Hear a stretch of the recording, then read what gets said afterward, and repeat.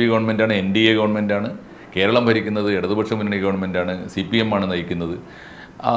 പ്രത്യക്ഷത്തിൽ അവർ തമ്മിൽ ആശയപരമായി, ഭരണപരമായി, പ്രത്യയശാസ്ത്രപരമായി ഒക്കെയുള്ള വലിയ വഴക്കുകൾ, ഏറ്റുമുട്ടലുകൾ, പകയും വൈരാഗ്യവും ഒക്കെ നിലനിൽക്കുന്ന ഒരു അന്തരീക്ഷം ഉണ്ട് കേരളത്തിൽ. പ്രത്യേകിച്ചും കേരള ഗവർണറുടെ ഇടപെടലാണ്. എനിക്ക് തോന്നുന്നു ആരിഫ് മുഹമ്മദ് ഖാൻ ഇവിടെ വന്ന കാലം തൊട്ട് കേരള ഗവൺമെൻറ്റുമായി നിരന്തരം പോരടിച്ചുകൊണ്ടിരുന്ന ഒരാളാണ്.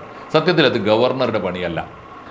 വിമർശിക്കപ്പെടേണ്ട ധാരാളം നടപടികൾ ഏത് ഗവൺമെൻറ്റിൻ്റെ ഭാഗത്തും ഉണ്ടാകും. തീർച്ചയായിട്ടും പിണറായി വിജയൻ ഗവൺമെൻറ്റിനെ വിമർശനത്തിന് അതീതരല്ല, വിമർശിക്കപ്പെടേണ്ടതുമാണ്. പക്ഷേ അത് ഗവർണർ ചെയ്യേണ്ടതല്ല. ആരിഫ് മുഹമ്മദ് ഖാൻ ഉണ്ടാക്കി വെച്ച ജനാധിപത്യത്തിൻ്റെ പരിക്ക് പതുക്കെ ഉണക്കുകയാണ് ആർലേക്കർ എന്ന പുതിയ ഗവർണർ. ഇത്രയുമാണ് ഡൽഹിയിലെ ചർച്ചയുടെ വിശേഷങ്ങൾ.